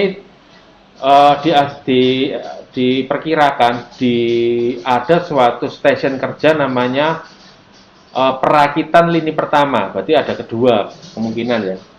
Nah, di sini kalau kita lihat, kita set namanya ya. Kemudian tag. Nah, ini tag kemarin saya sebutkan apa, kalau ada pengelompokan sesuatu bisa dimasukkan tag ya. Kalau tidak ada di menu utamanya. Nah, di sini kita lihat beberapa informasi yang kita harus masukkan ya, yaitu terkait resource ini. ya. Resource ini efisiensinya 100%, kita taruh 100% ya. Ini adalah time efisiensi. Jadi kalau butuh 90 menit, ya nanti pasti secara sistem diakui prosesnya 90 menit. Ya, efektif 100% ya. Di sini kita bisa mainkan kalau misalkan suatu resource itu nggak efisien. Kita estimasikan mesin itu loh Pak, tak kerja no biasanya itu seringkali tak anggap 30 menit tapi jadinya 45 menit. Nah ya, hal-hal praktikal seperti itu kita bisa masukkan ya 30 menit jadi 45 ya, kita bagi 30 bagi 45 nggak tahu berapa itu angkanya ya, kita set misalkan anggap aja ini 80% ya. Nah 80% kita masukkan ya. Ini gunanya apa? Untuk mengantisipasi berapa lama waktu yang dibutuhkan. Jadi plus minus ada range waktu. Tapi kalau ini mesinnya Ciamik Soro ya, orangnya juga Ciamik Soro, kita masukkan 100%. Jadi kalau kita membutuhkan resource ini 60 menit, ya sistem nganggep pasti 60 menit. Kayak gitu ya. Nah, ini bisa dimainkan, terserah nanti sesuai dengan analisa Anda terhadap suatu resources ya, suatu mesin. Anggap aja 100% dulu. Anggapannya mesin baru, kita bisa estimasi akurat. Kemudian kapasitasnya 1 ya, jika punya 1, kemudian OE target. Ini kayak apa ya? Ini efisien target yang masuk akal ya. Jadi kita set, oh ternyata ya 90% lah sudah cukup. Ya secara praktikal nggak mungkin 100%, kita set aja 90%. Nah, kemudian kita set di sini berapa sih resource ini nyalanya berapa jam kerjanya. Kita set. Apakah di sini bisa di 40 jam per minggu atau kan 35 atau 38. Ya, disesuaikan dengan jam kerjanya mesin ini. Kalau misalkan mesin ini nyala 24 jam, ya berarti kita bikin lagi definisi barunya lewat menu ini, ya. Kita bikin baru. Nah, kita bikin baru. Kalendernya nih, ya, kita bikin baru. Working hour-nya kita bikin baru. Nah, kita normalnya 40 jam per minggu. Ini mengikuti jam kerja orang. Ya, jam kerja orang itu anggap aja setiap hari itu 1 minggu itu sekitar 40 jam ya. Sesuai peraturan perundang-undangan Indonesia juga menggunakan 40 jam per minggu ya. Kemudian company, nah ini mulai biaya. Kira-kira biaya per jamnya berapa? Ya, di sini set 30,59, kemudian ini analytic account. Gunanya apa? Ya saya bilang, Odoo ini belum punya costing yang belum mengenal cost center yang enterprise gitu ya. Jadi masih dibutuhkan suatu penampung namanya analytic account. Nanti kita lihat reportnya. Nah, sekarang kita coba bikin sendiri. Kita bikin sendiri untuk contoh daripada yang kita buat bom tadi. Misalkan produk ABC itu punya harus lewat 2 tahapan ya, 2 proses ya. Kalau 5 kebanyakan gitu ya. Kita coba 2 dulu. Kita copy sedikit ya. Anggap aja itu namanya ABC mesin 1 gitu ya. Mesin 1 gitu ya. Misalkan kita per jamnya itu misalkan per jamnya itu Rp1.000 ya. Nah, kemudian untuk mengcapture biaya-biaya dari work center mesin A1 ini kita harus masukkan penampung ya, kita buat sama. Nah, misalkan namanya ABC mesin 1. Ya. Create. Nah, kemudian kita save. Nah, ya, kita bikin suatu station atau bekerja namanya ABC mesin 1. Nah, kita bikin lagi, duplikat lagi ABC mesin 2. Ya, anggapannya ada 2 proses, yaitu kita set ini sebagai 2. Ya, kita create gini, sudah selesai. Sekarang kita bedakan harganya. 2 ini lebih murah lah, misalkan 500 sejam ya. Oke. Save. Nah, di sini kita udah belajar bikin dua work center untuk kepentingan bikin ABC dengan masing-masing biaya per jamnya yang berbeda-beda. Ya, biayanya berbeda-beda, secara kapasitas sama, resource waktu kerjanya sama, ya. Nah, sekarang kita sudah punya dua work center, sekarang kita coba bikin proses untuk build-nya produk ABC. Kita masuk ke bill of material, kita cari yang ABC tadi, kita edit, ya. Nah, sekarang kita masuk, perhatikan ke tab operation. Nah, di sini kita tinggal bikin outline, ya. Kira-kira operationnya apa sih? Ya, kita isi dulu aja. Box center 1. Kita mau ngasih apa nih di ABC misalkan adalah ini ya. Operationnya itu penggabungan gitu ya. Penggabungan material.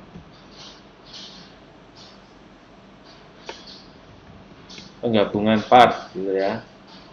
Kira-kira berapa menit defaultnya penggabungan? Misalkan defaultnya 60 menit, kita ganti ya. Kita ganti berdasarkan 10 menit aja deh. Gitu ya. Udah, kita save. Save and close ya. Nah, ini adalah fase step pertama. Step kedua kita isi menggunakan resource dari mesin kedua. ABC mesin 2, ya kan. Operationnya misalkan apa, packing gitu ya, packing, kita set 5 menit. Ya, kita save and close. Nah, sekarang berarti sudah terbentuk adalah komponen ini dan ini, ya, komponen ini dan ini. Kita save. Nah, di sini kita lihat structure and cost, ya. Nah, ini langsung keluar. Ya, structure and cost ini suatu informasi yang memunculkan sebetulnya produk kita itu secara komponen menghasilkan biaya berapa, kemudian kita jual berapa, ya ini.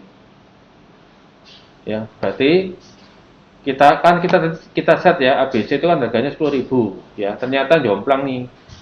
Produk costnya kita pasang 10.000, tapi sebetulnya itu cuma segini doang, ya. Maka informasi ini bisa kita gunakan untuk mengupdate harga produk cost dari ABC, ya. Jadi saya edit ini, saya copy, ya, saya copy supaya sama. Saya masuk ke ABC, saya ganti ini saya ganti 10.000 biar sama. Ya, supaya tidak ada varian. Nah, oke. Nah, gitu ya. Nah, ini juga ada nih, compute price from BOM. Bisa kita klik, nggak usah kita set manual. Oke, kita salahkan ya. Kita salahkan, misalkan tadi 10.000. Kita set sebagai 10.000. Berarti kan saya ngopi nih ya. Kita ternyata dibantu oleh suatu tools, yaitu ini. Nah, ya, langsung ngitung, nggak usah di manual copy paste. Nah, kita kembali ke sini, kita refresh, ya, kita refresh, lah sudah sama ya, selisih sedikit ya. Makanya mungkin ya lebih baik diedit manual aja, lebih gampang ya. Harusnya 34 ya. Nah, 34. Pinteran orang ini ya, di sini pinter orang. Nah, bisa sama nih. Jadi ketika kita bikin jurnal produksi, antara pemakaian bahan baku, proses itu tidak ada varian dengan harga produk barang jadinya. Ya, kalau tidak nanti jurnalmu banyak varian. Perbedaan nilai antara barang yang dibutuhkan, proses yang dibutuhkan dengan barang jadi. Oke, sekarang kita cek nih. Apa dampaknya kalau kita tadi sudah sampai bikin ke work center. Nah, kalau kita bikin overview, di sini sudah muncul nih ABC harusnya. Ya, kita filter. Station sudah muncul ABC mesin 1 dan 2 dan tidak ada pekerjaan. Ya, kalau saya sebagai misalkan ada orang A jaga di ABC mesin 1, ya dia nggak ngapa-ngapain, nggak ada perintah kerja kok, nggak ada job order kok. Saya yang jaga, misalkan ada orang lain jaga di station ABC mesin 2, ya dia nggak ngapa-ngapain, ya tidak ada perintah kerja kok. Nah, sekarang kita coba membuat suatu pekerjaan, ya. Kita coba misalkan kita trigger si barang ABC itu kita pasang minimum stok. Kita pasang barang ini minimum stoknya adalah, nah kita misalkan minimalnya tadi kan baru kita bikin satu nih, tapi misalkan safety stock kita harus pasang 20, ya. Minimumnya adalah 50, ya. Pembuatannya setiap kelipatan berapa ini, misalkan kalau kita bikin kelipatan 10 gitu ya, beli atau kelipatan 10, oke. Kita save kombinasi operator, oke. Ini kita delete dulu, oke. Ya ini ya, kita save. Nah, sekarang kita coba forecast description.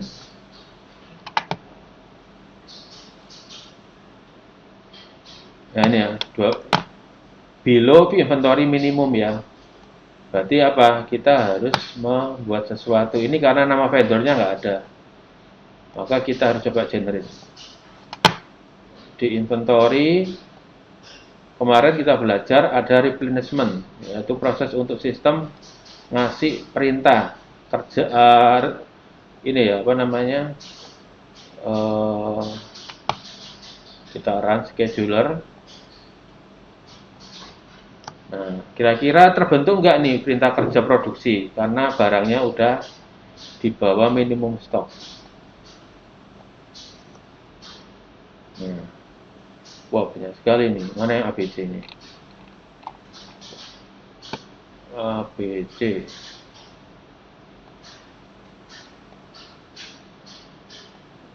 Harusnya ABC dengan di set, wah nggak ada ya, nggak kelihatan ini.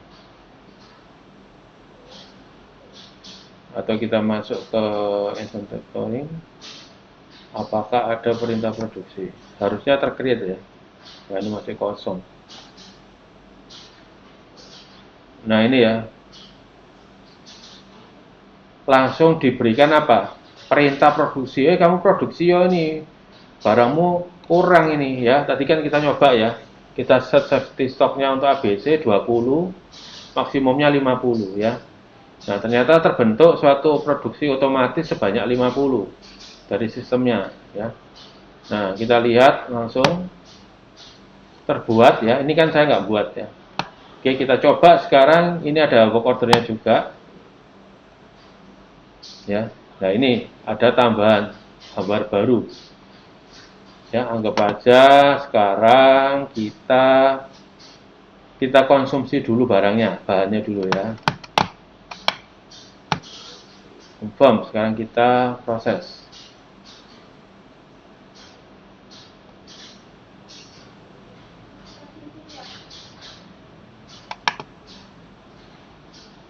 In progress. Kenapa?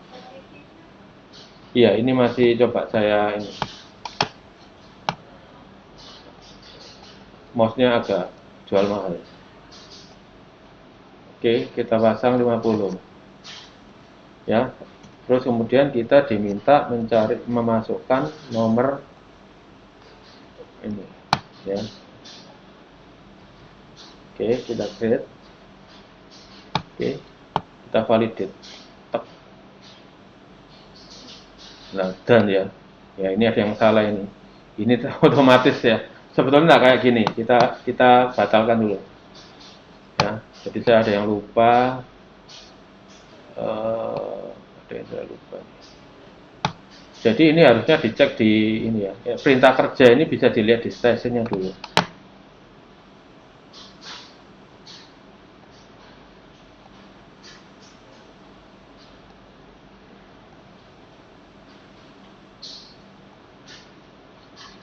Nah ini ya harus masukkan ya. Kita bongkar dulu, kita batalkan, kita coba lagi. Oke.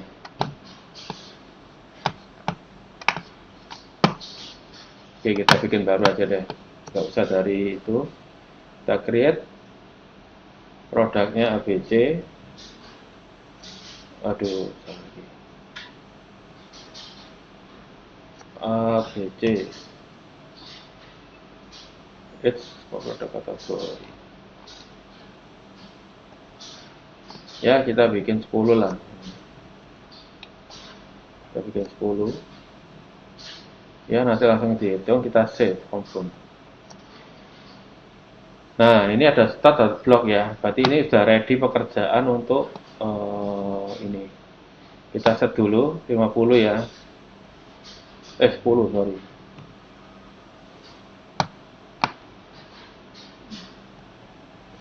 Kita save ya. Nah, kita save dulu, jangan divalidate karena di sini kita masih ada order yang sedang yang perlu kita kerjakan. Ya. Jadi ini barangnya udah dikonsumsi di reserve 10, dikonsumsi 10 ya. Kita cek di product move. Nah, ini ya, sudah dikonsumsi. Ya, barang bakunya udah dikonsumsi nih. A sebanyak 10, B 20, C 10 ya. Nah, sekarang saya ini sebagai orang penjaga di station ABC mesin 1, kita cek apakah ada pekerjaan, apakah bisa dilihat. Nah, ini kelihatan ya, ABC 2 belum ada pekerjaan karena ABC mesin 1 belum jalan. Nah, saya sebagai orang yang kerja di ABC mesin 1, ketika muncul informasi ini, saya akan langsung mengerjakan. Nah, ini ya, ini kan ready kan, kita klik. Nah, ini dibiarin, kemudian kita kerja. Ya, kita kerja. Nah, lotnya itu berapa ya? Saya lupa. 19 ya.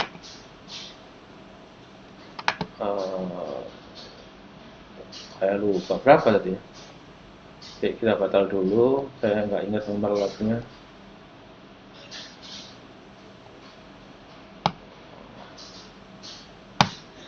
Oh, belum dipasang, oke. Makanya kok nggak ada.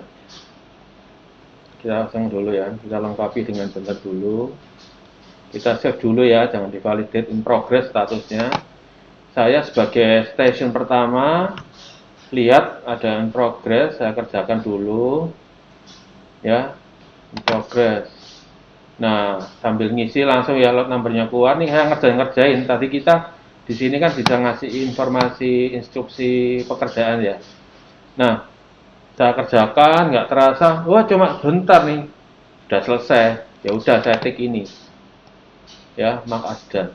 Nggak sampai 10 menit sudah selesai. Nah, oke, dan selesai ya. Wah, box center ABC mesin 1 nggak ada kerjaan lagi, sudah. Kita back, kita cari apakah ada pekerjaan. Oh, ternyata pekerjaannya sekarang di ABC mesin 2. Ya, berarti saya sebagai orang ABC mesin 2, oh ada pekerjaan, saya akan kerjakan, yaitu pengepakan. Nah, siap, 10 unit, saya packing. Nah, sudah ya, jalan terus.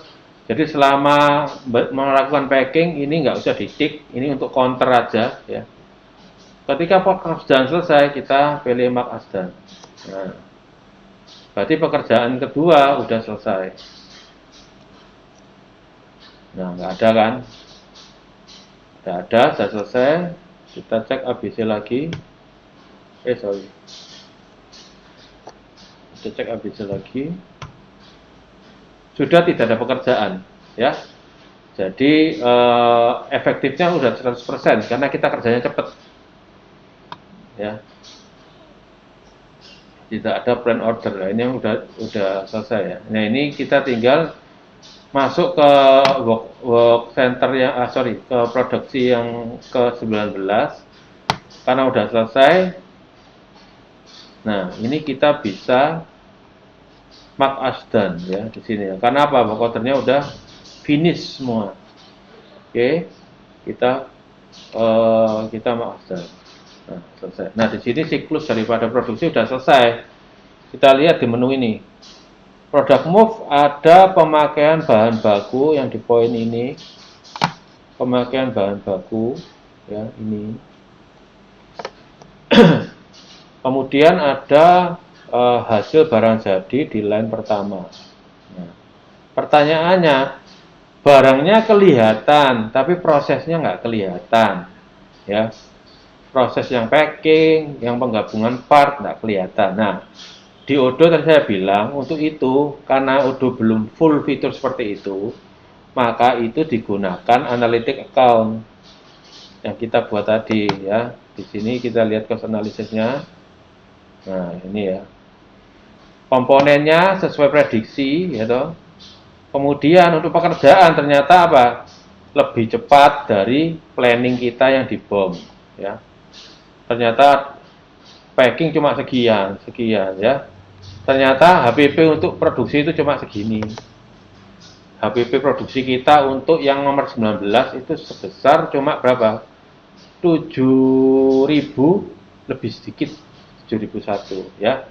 Nah, seperti itu yang namanya actual costing. Ini actualnya. Planningnya berapa tadi kita? Planningnya berapa ya? Planningnya untuk ABC adalah seharusnya berapa?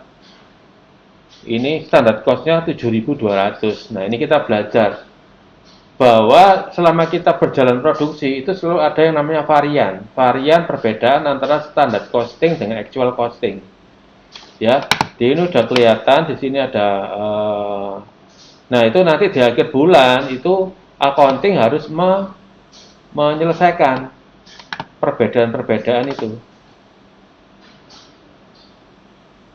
Ini ya, 12 ya. Nah, ini analisis. Nah, ini selisih ini akan menjadi tugas daripada accounting untuk akhir bulan membuat jurnal-jurnal penyesuaian. Ya, yang jadi di Odoo ini masih perlu pekerjaan manual, ya. Kalau di ERP yang lebih canggih itu urusannya mesin. Kita udah jurnal-jurnal seperti itu sudah ada aplikasinya, ya. Tapi di Odoo sebatas ini. Kemudian reporting pembantunya adalah di analitik. Di analitik, ya, analitik ya. Analitik itu masuk dari accounting. Nah, di manufacturing informasinya cuma ini aja. Di accounting itu ada analytic account, jadi di situ reportnya ada. Nah, kita mau nge-track biayanya untuk mesin-mesin itu berapa. Nah, tadi box center kan udah kita pasangi kan, analytic account-nya. Di sini ada reporting untuk analytic account, ya, analytic report ya. Nah, di sini akan keluar informasi tentang ini. Ini ya keluar ya ABC. Nah, ini.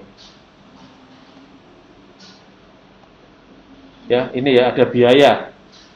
Untuk mesin 1 dan 2 ada biaya Rp11 dan Rp2. Kita pengen lihat detailnya, tinggal kita klik analytic entries-nya apa aja. Nah, ini kelihatan ya. Oh, ternyata warehouse analytic mesin 1 itu ada biaya karena apa? Ada pemakaian untuk produksi nomor 19. Nah, seperti itu ya. Jadi di sini jelas masih ada PR untuk akuntansi untuk melakukan jurnal penyesuaian. Tapi informasi dasar untuk bikin itu bisa dibaca dari report ini. Ya, ada biaya-biaya untuk dari masing-masing box center keluar biayanya. Ya, biaya real untuk pemakaian box center untuk produksi 19 kelihatan semua. Nah, ini yang nanti akuntansi masih memerlukan proses ya di Odoo-nya untuk membuat jurnal penyesuaian. Nah, seperti itu. Nah, berarti dari contoh ini kita sudah belajar produksi yang sampai menggunakan station atau box center. Ya, cuma memang costingnya masih menurut saya masih belum advance ya. Jadi masih perlu report-report untuk penampung cost center itu lewat analytic account. Ya, jadi untuk reporting, pengen tahu biaya untuk mesin ini berapa, ya, seperti itu. Dan misalkan di resource itu perlu listrik, kita nggak bisa membreakdown. Mesin itu kan, station itu kan nggak cuma ngomong mesin sebetulnya. Ada komponen mesin, depresiasi mesin, ada biaya listrik, biaya labor. Itu kita nggak bisa detailkan. Ya, kalau kita mau mendetail seperti itu, kita bikin banyak step di routing tadi. Jadi nggak ngomong proses, tapi tulis detail. Ya mesin, ya orang, dimasukkan semua situ satu-satu. Capeknya ya orang yang jadi operator ya. Apa ini nggak ngerti, kok ono biaya gaji, biaya apa nggak jelas. Ya kalau kita mau mendetailkan. Tapi kalau yang masuk akal seperti saya contohkan tadi, seharusnya routingnya itu berdasarkan aktivitas. Ya, aktivitas yang dilakukan untuk membuat suatu barang. Tapi di dalamnya lagi, kalau memang ada komponen mendetailan, kita nggak bisa detailkan. Ya, itu salah satu yang perlu advance fitur yang lebih dalam untuk costingnya. Ya, jadi di sini kita nggak tahu, loh, ini kan campuran ini kan biaya sekian, ini kan juga sudah termasuk ada orangnya. Nah, itu dikasih accounting lagi dari 2,67 rupiah ini harus di breakdown sendiri. Orangnya berapa, listriknya berapa. Nah, itu yang pekerjaan. Nah, ya, jadi Odoo ini memang untuk simplifikasi, bukan dibikin ribet. Ya, jadi memang beda target marketnya. Ya, tapi kalau yang perusahaan kompleks, wah itu nggak terima, nggak bisa ini, nggak bisa dipakai ini. Ya, aku nggak bisa lihat ini realisasi orang itu berapa rupiahnya, supaya aku tahu kalau bayar gaji itu sama nggak dengan kinerjanya dia. Ya, kalau misalkan gaji masuk ke sini, kan saya tahu ya dalam sebulan itu orang itu kinerjanya berapa sih, dibanding apa? Dibanding dengan komponen gaji yang dibayar setiap bulan. Ngerti maksud saya ya? Saya bayarin kamu nih, misalkan 5 juta sebulan. Sama nggak sih dengan kinerjamu dengan selama 1 bulan? Nggak kelihatan kalau ini. Nggak kelihatan.